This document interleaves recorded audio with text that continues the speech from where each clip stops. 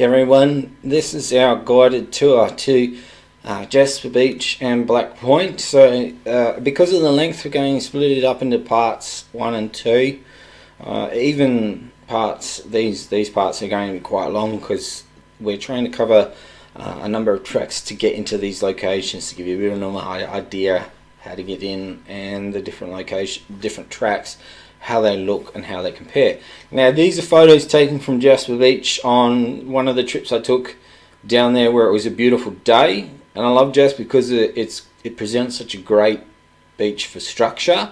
So there'll be a link that you can have a look at if you want to have a look at my video where I explain structure and how that helps with fishing. This is Stepping Stones Beach, the Stepping Stones Beach Cove area. Down the bottom is where it gets its name from. Really nice place to visit, and you can fish off those rocks down there. It's a really nice place, and it's not that far. Well, not that far in distance, but it's a nice forward driving track. At this time, just making mention, our subscribers, this graph just shows that we get people that watch the content but don't subscribe to the channel. So if you do like the videos that we produce and you like watching them, please consider subscribing. Not only do you, when we hit the 500, which won't be that far away, we're doing a giveaway that includes some of the stuff that will be coming up on the screen, but we'll be doing another one when we hit 1,000 with a lot bigger selection, and we pick from the subscriber base that we have. And it helps continue to enable us to grow our channel and make more videos.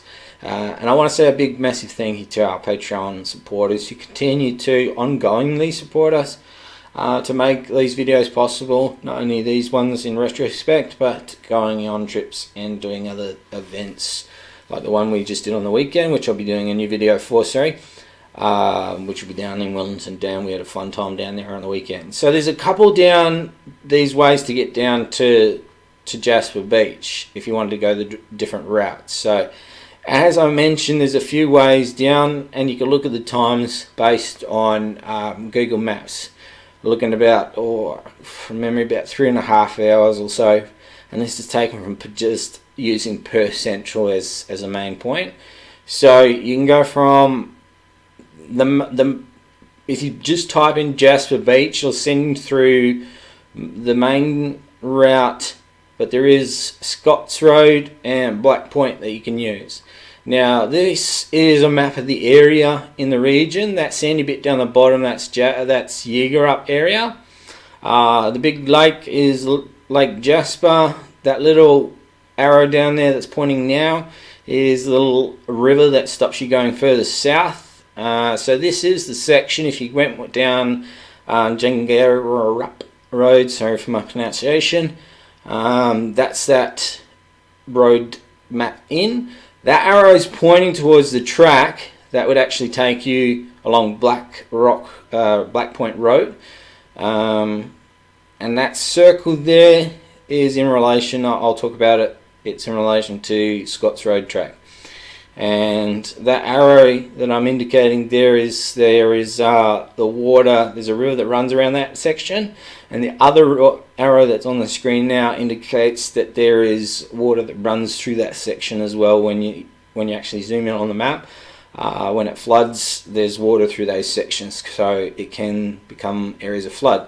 That little arrow indicates where you turn off if you want to take the Scots Road track. So this is a satellite view of Scots Road's track if you're heading through that area. The red circle and then is where you'd cross over. There is a water crossing. So this is Scots Road. The white little arrow up the top's Scots Road where it sort of splits, and the other points are down the bottom. Now you can drive, I think it's about 3 to 4 kilometers in is all just plain gravel. And so you can probably drive straight in and you'll hit this. This is the water crossing. If you go Scots Road, this is the main water crossing you're going to hit. So in flooded times, this is going to be quite deep. So you can see on this trip, this was in, obviously in summer, it was barely like, that sort of depth. So no dramas with crossing that. It was easy as, so you can go down Scott's Road and the track is really easy to get through, and that's the only obstacle you're going to encounter when you go down that track, whereas other tracks are different. And then the rest of the terrain, using Scott's Road, it then changes its name when it diverts slightly. Scott's Road sort of diverts and it connects up with Pneumonia Rd, because if you want to avoid that river crossing, you can actually drive further up the bitumen track, find Pneumonia Rd, and that goes around the river on the bitumen, and you can drive straight down that, and it connects up with Scott's Road, and then eventually onto I think that's pronounced Woodarburrup. I can't remember from memory what the name of it is, but yeah, it changes names when you deviate slightly to the left. It changes its name of the road. But this is the kind of conditions that you're driving in on that road. But that's, see where you can kind of see those sort of tracks where it deviates. That's what I'm talking about. And then you sort of get to a part where you get closer to Lake Jasper. That's off to the right hand side of the screen. There'll be a track that you can take into there. There's also two lakes that are really small that you don't get access to, Lake Smith and Wilson, I think they are. But there's a campground there, Lake Jasper, that you're able to get access to. And there's a campground that's there. It's small, the campground, and there's not much. I haven't heard of much fishing or much activity on that lake. I've personally not visited there, but the people that have and I've talked to don't recommend it personally. So that little T section there you missed was where it sort of splits and it becomes a different road. So now we're on a different. It's named different, but it's on the same track. It's the. I really should have wrote the word down, but it starts with a W. Woodarburrup Rd, I think it's called. But it's basically you're continuing on the same sort of track, and you just continue all the way along. And this is the conditions you're in. It's just softish sort of sand, and there's not really any difficulty with that whole section. You do see the track that will take you to, I think it's on this one, you'll see a little, oh no, it's the suspension that you see on this one. This is just the front suspension. It's really sped up. It's going working overtime when it's sped up, but some who've been in my car when I've been driving would say it works like that all the time, but no, it's been sped up. It doesn't usually go that crazy. But it's fun to view it like that. That's not my car, but yeah, we do. Now we're doing some water crossings because there is some parts. So this is the other one that I was talking about. So this one comes through and actually hits a lot of sections which are close to some flooded areas. So you can see here it's clear. Dark regions next to firm sections of road or road that's a track that's can get flooded. It's easy to spot on Google Maps if you zoom in close enough. Obviously it depends on the season, so right now in winter this may, depending on rainfall, be flooded over, and how flooded it is can really depend. Now the arrow to the side there, that's to indicate just off to the side there's actually a lake or water off to the side, so that would contribute to some of the water problem. So this is how that track or these tracks can be. So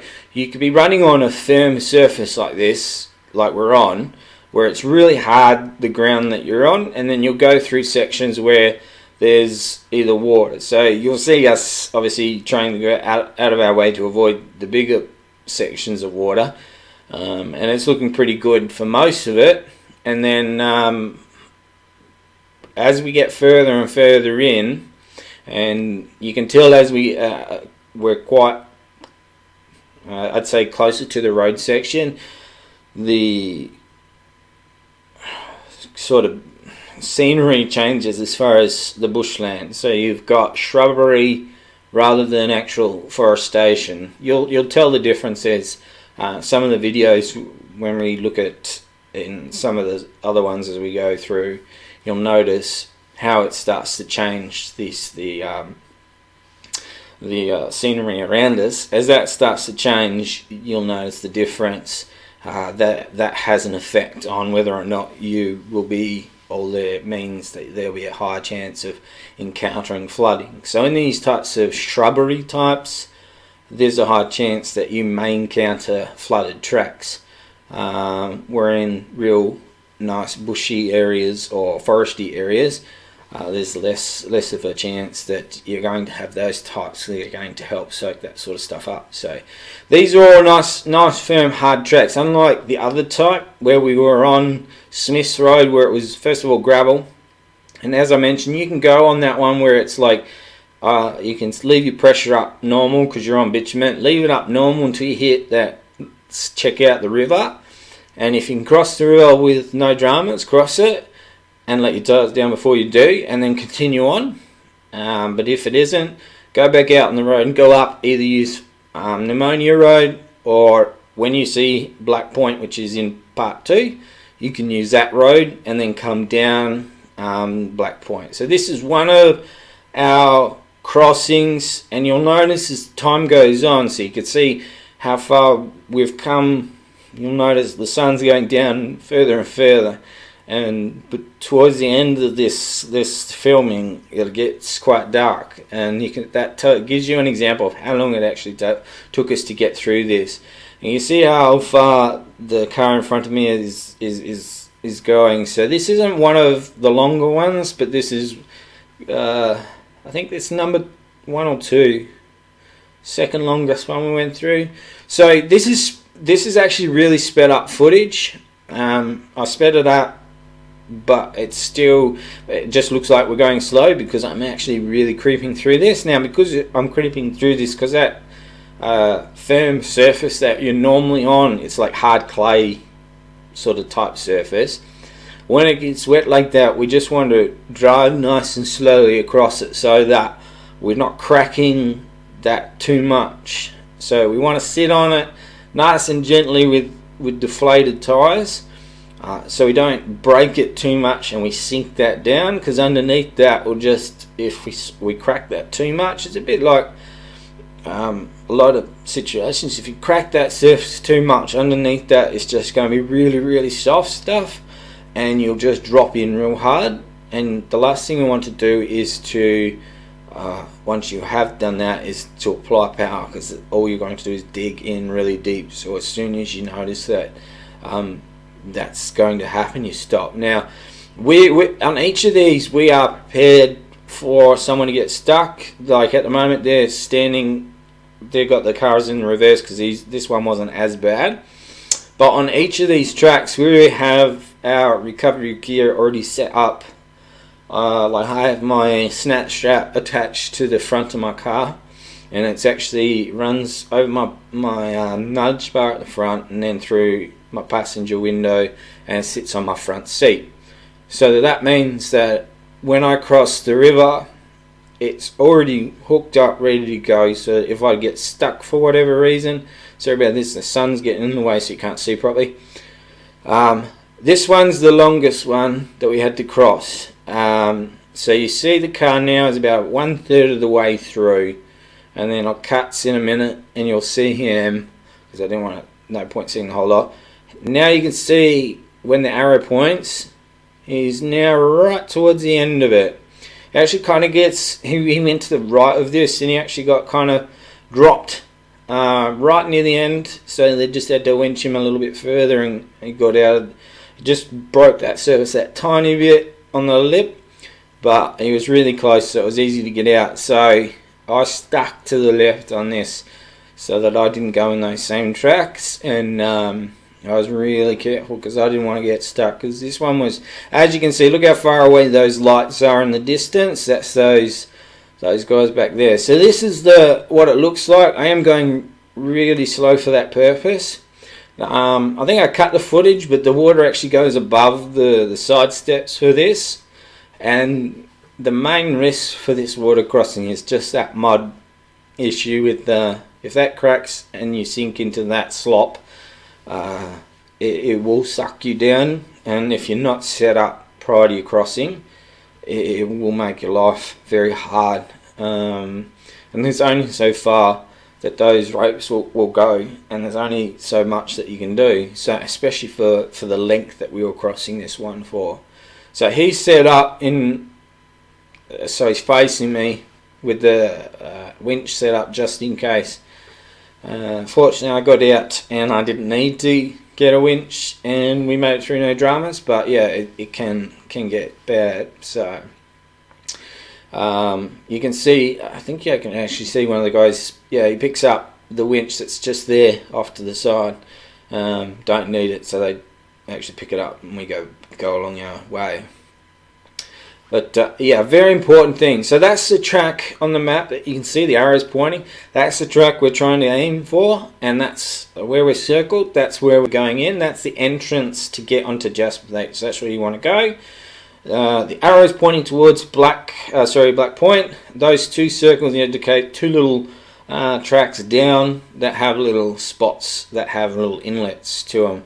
Now this is as you come down to that section. So if you want, you take a right hand turn on the screen. That'll take you towards Black Point itself.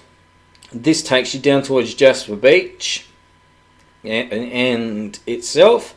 And you'll actually see me slow down a few times, at least twice I think. Yeah, you'll see me slow down, and you'll see a marker where there's two little side inlets that you can actually get into to get out of the wind and get off the beach. Because when you see in part 2, because part 2 we cover Jasper Beach, going on to Jasper Beach, running along Jasper Beach, getting out of Jasper Beach, the run from Jasper to Black Point, and Black Point out back to the main road. So that's see to the right of the screen. That's one of those little ones. There was a car in there. You can see a little sign. Fits quite a few cars in there. And then there's one here just on the left hand side coming up. Right there you can see the tyres that indicating to go left in there. Those are some little nice little inlets that fit three. We got 3 cars in there, but it fit a few more. But yeah, beautiful spot down there, and it's a good way to get out of the wind. There's another one a bit further up there, just there on the left there, but it's a little bit more exposed. So on my first trip, this is one of the camping spots in those locations that we used, and as you can see, it's nicely protected, away out, sheltered from the wind, back from the beach, and was a lot of fun. So I hope that was helpful for you. I'm going to put part 2 up straight away, so big thanks to our Patreon supporters and for supplying the footage, some of the footage for the video, so that's fantastic. And hope you liked that. Like and subscribe, and check out part 2 for the rest of the video, and I'll catch you on that one. Cheers guys.